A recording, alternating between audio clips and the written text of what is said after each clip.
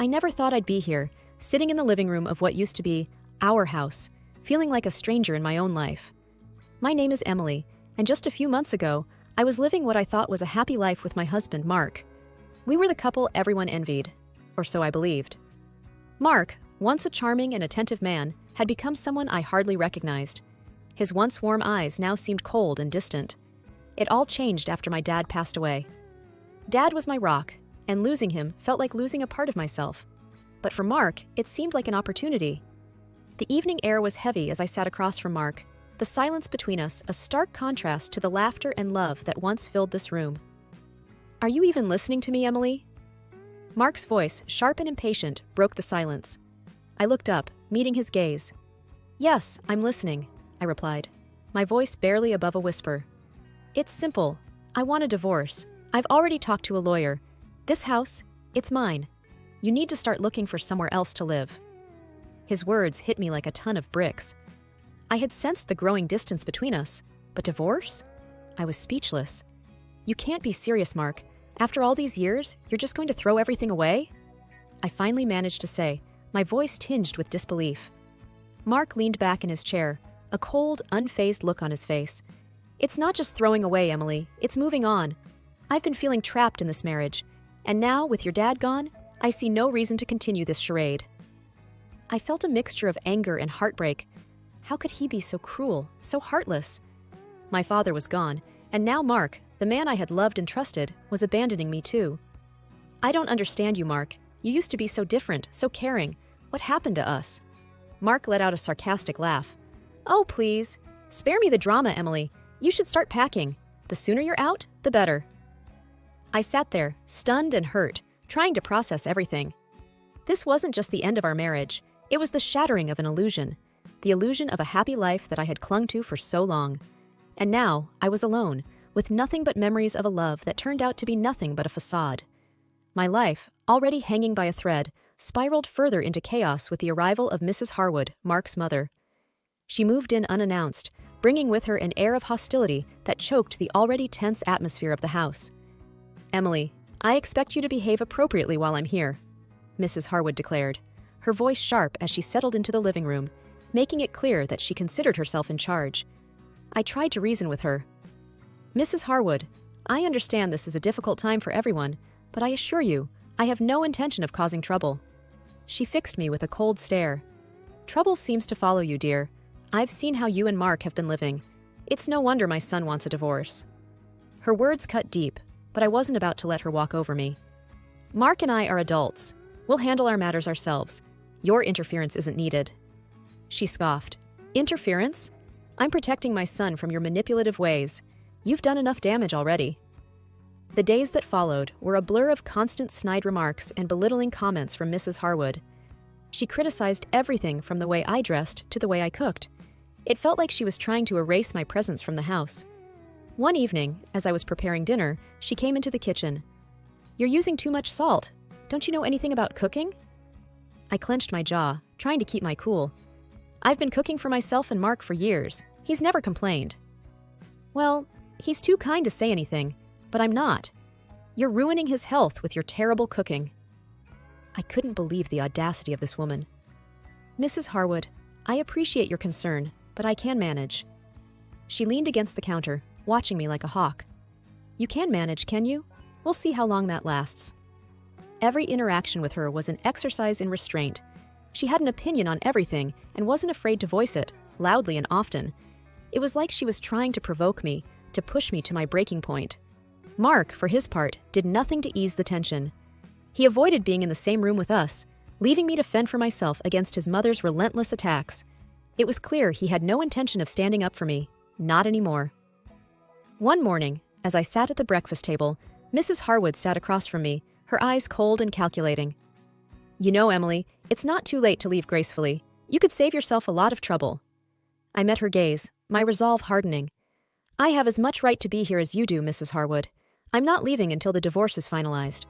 She smirked. "Stubborn, aren't you? Well, we'll see how long that lasts. Mark doesn't want you here, and neither do I. You're just a guest, and guests can be asked to leave." Her words echoed in my head, a constant reminder of the unwelcome and precarious position I found myself in. but I wasn't about to give up. I had to stand my ground, no matter how difficult Mrs. Harwood made it. The house had become a battleground, and I was determined not to be the one who surrendered. Living with Mrs. Harwood under the same roof was like walking on eggshells. But the day she crossed the line was when she targeted my cat, Whiskers. Whiskers was more than just a pet. He was a part of my world, a comfort in my loneliest times. I came home to find Mrs. Harwood standing in the hallway, a look of disgust on her face as she glared at Whiskers. "That filthy animal," she spat. "I want it out of my son's house. It's either the cat or you, Emily." I felt a surge of anger. "Whiskers isn't going anywhere. He's part of this family." She sneered.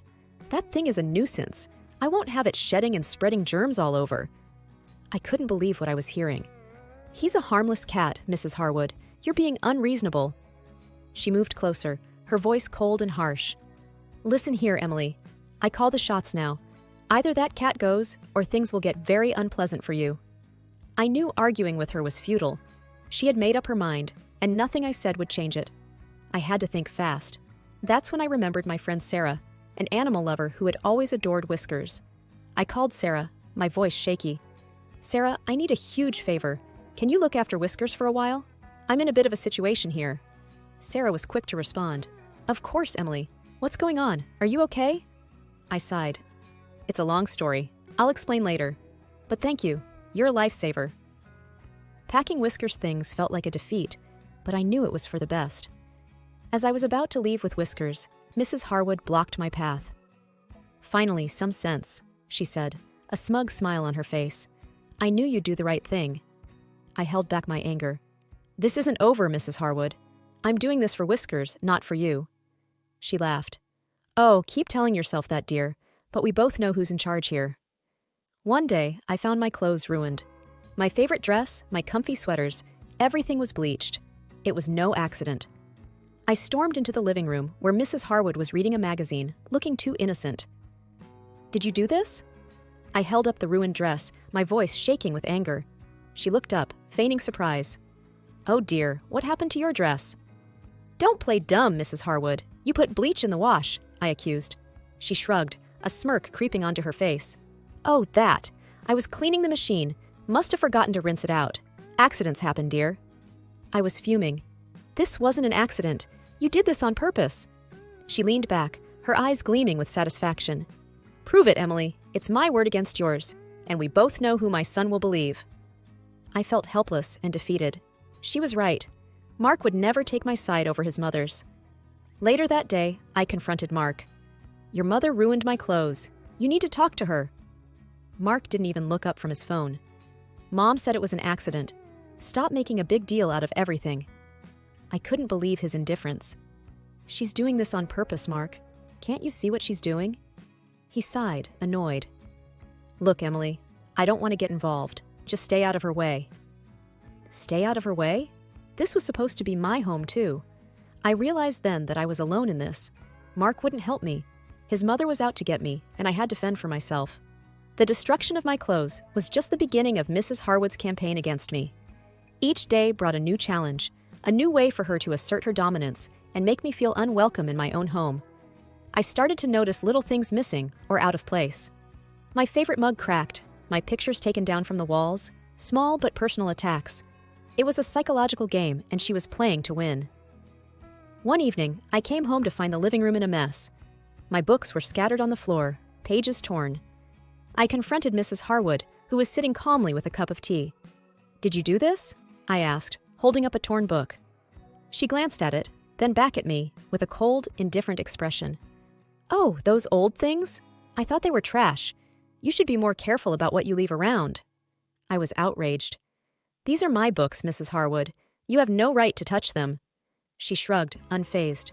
"This is my son's house. I'll do as I please. Maybe you should start packing your trash." I felt a burning anger, but also a sense of helplessness. Arguing with her was pointless. She had made it clear that she didn't respect me or my belongings. The next morning, I found my toiletries thrown in the trash. My shampoo, my face cream, everything gone. I dug them out, my hands shaking with anger. This was more than just petty sabotage. It was a declaration of war. I confronted Mark again. "Your mother threw away my toiletries. This has to stop." He barely glanced at me, Maybe it was a mistake. Just buy new ones. A mistake? She's doing this deliberately, Mark. Can't you see that? I was near tears, frustrated by his continued indifference. He stood up, his voice cold. I'm not getting into this, Emily. Sort it out with her. Sort it out with her? How was I supposed to sort out deliberate cruelty?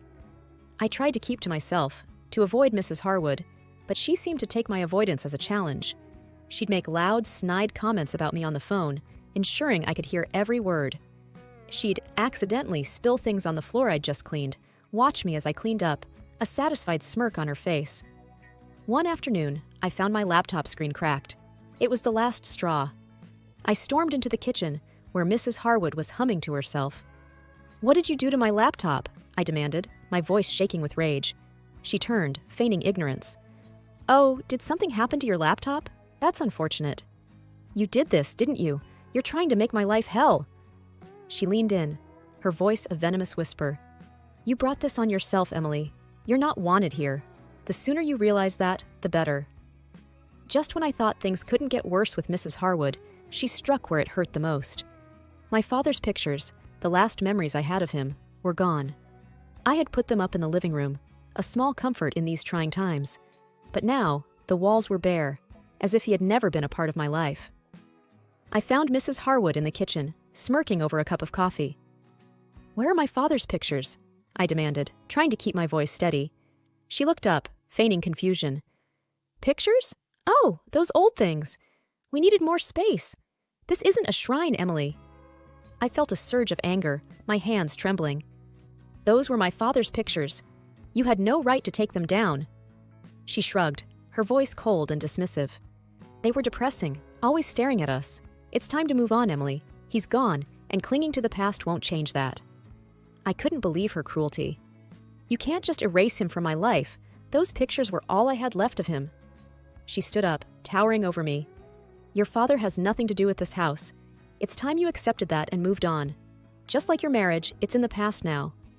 I wanted to scream, to cry, to do something to show how much she had hurt me. But I knew that's what she wanted. So, I held back, biting my tongue. You're heartless, I said, my voice barely above a whisper. She laughed, a harsh, grating sound. I'm practical, Emily. It's a trait you clearly lack. You should learn to let go. I left the kitchen, my heart heavy with loss and anger. Mrs. Harwood had taken the last piece of my father from me, and it felt like losing him all over again. That night, I lay in bed, staring at the ceiling, the empty spaces on the walls echoing in my mind. Mrs. Harwood's words kept replaying in my head. Let go. Move on. But how could I? Those pictures were more than just images. They were a connection to my father, a reminder of his love and presence in my life. I knew then that this was more than just a battle over living space. It was a fight for my memories, my past, and my identity. Mrs. Harwood had declared war on the most personal parts of my life, and I couldn't let her win. I had to find a way to fight back, to reclaim my father's memory and my right to mourn him. It was a battle I couldn't afford to lose. Just when I thought all hope was lost, a call from a notary changed everything. I was sitting in my room, trying to muster the strength to face another day with Mrs. Harwood, when my phone rang. Mrs. Emily Harwood? This is John Carter, the notary handling your father's will. We need you to come in to discuss some important matters. The voice on the other end said. I was taken aback. My father's will? I wasn't aware he had left anything. Yes, he did. It's quite urgent. Can you come in today? Mr. Carter's tone was serious. I agreed, curiosity and a glimmer of hope stirring within me. Maybe this was the break I needed. At the notary's office, Mr. Carter handed me a folder. Your father left you a significant amount of money, Miss Emily, enough to start a new life. I was speechless. My father, always the quiet supporter, had given me a lifeline. And there's something else, Mr. Carter continued, handing me another set of documents. Your father left these for you. He said they were important. I opened the documents, but Mr. Carter stopped me. Perhaps you should look at these in private. They're quite personal. I nodded, clutching the folder tightly as I left the office. Back home, I locked myself in my room and began to read. The documents were records of financial transactions between my father and Mark. My father had lent Mark a significant amount of money, over $200,000. I couldn't believe it. All this time, Mark had been in debt to my father. Was this why he was so eager to divorce me after my father's death? Did he think the debt died with him? I felt a surge of strength. For the first time since this nightmare began, I had the upper hand. My father had given me more than just money. He had given me the power to fight back. I wasn't going to be a victim anymore. I was going to make Mark pay for his deceit and Mrs. Harwood for her cruelty. The tables had turned, and it was my turn to set the rules. Armed with the truth about Mark's debt to my father, I felt a newfound sense of power. The day of the divorce signing, I was ready to turn the tables. As we sat in the lawyer's office, Mark and his mother smirking confidently, I waited for the right moment. Just as Mark was about to sign, I spoke up. "Before we finalize this, there's something you should know, Mark," I said, sliding the loan documents across the table. He glanced at them, his smirk fading fast. "What's this?" I leaned back, feeling in control for the first time in months. "That's the debt you owe my father, over $200,000. And now, it's owed to me." Mrs. Harwood's eyes widened in shock. "What debt? Mark, what is she talking about?" Mark's face was a mask of panic. "It's nothing, Mom. Just some old business between Emily's dad and me." I laughed. "So, you thought you'd get away with not repaying him? That's why you were so eager to get rid of me?" Mark didn't meet my eyes. "It's complicated, Emily. I was in trouble, and your dad offered to help." I shook my head, disgusted. "You were going to leave me with nothing while sitting on a debt you owed my father. You're despicable." He tried to touch me, but I backed away. "You've been hiding this. You owe me that money, and I intend to collect." The lawyer, a middle-aged man who had been silent till now, interjected. "If these documents are legitimate, Mr. Mark, you're legally obligated to repay this debt." Mrs. Harwood turned to her son, her voice rising. "You borrowed money from her father, and now we have to pay her?" Mark tried to speak, but I was faster. "Yes, he did, and he thought he could escape it by divorcing me quickly after my father's death." The room was tense, the air thick with the revelation. Mrs. Harwood looked from the documents to Mark, her expression one of betrayal and anger. "You've been lying to us all along," she hissed at Mark. "You put us in this mess." Mark's usual confident demeanor had crumbled. He looked defeated, cornered. I had no choice. I was in trouble, and Emily's dad offered to help." I stood up, feeling a rush of satisfaction. "Well, now you can repay that help. Every single dollar. You thought you could outsmart me, but you were wrong." Mrs. Harwood was fuming. "We'll fight this. We won't let you take everything from us." But I knew I had the upper hand. "You can try, but the law is on my side.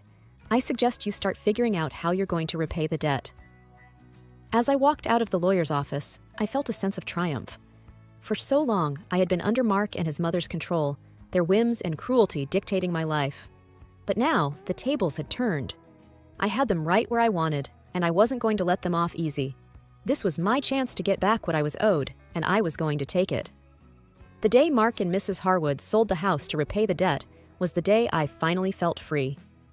As they packed their last boxes, I couldn't help but savor the moment. "You brought this on yourself, Mark," I said, watching him struggle with a heavy box. "You could have been honest with me." He avoided my gaze, his shoulders slumped. "I know. I'm sorry, Emily." Mrs. Harwood, looking older and more defeated than ever, chimed in. "This is all your fault. You've ruined everything." I shook my head, no longer affected by her words. "No, Mrs. Harwood, you two did this to yourselves. I'm just claiming what's rightfully mine." They left without another word, and I watched as their car disappeared down the road. It was the end of an era, one filled with pain and betrayal, but also growth and resilience. I took a deep breath, feeling the weight of the past months lift off my shoulders. It was time to start anew. With the money from my father and the repaid debt, I bought a small, cozy house, just for me and Whiskers, who I had brought back home. Sitting in my new living room, Whiskers purring on my lap, I called Sarah, my friend who had helped me through the darkest times. "Hey, Sarah, it's done. I'm finally free," I said, a smile spreading across my face. Sarah's voice was warm and excited. "That's amazing, Emily. I'm so proud of you. You've come so far." I looked around my new home, a sense of peace settling over me. "I have, and it's all thanks to people like you who stood by me." "You deserve all the happiness in the world, Emily. What's next for you?" Sarah asked. I thought for a moment. A fresh start, building a life that's truly mine, and maybe helping others who've been through what I have. As I hung up, I realized that this was more than just a new house. It was a new chapter, one where I was in control, free from the shadows of the past. I had not only survived, I had come out stronger. I stood up, whiskers following me as I walked to the window, looking out at my small garden. It was a new beginning, a chance to rebuild and to find joy in the simple things. I had lost much, but I had gained even more, a sense of self, strength, and the courage to move forward. This was my story, my journey, and it was just beginning.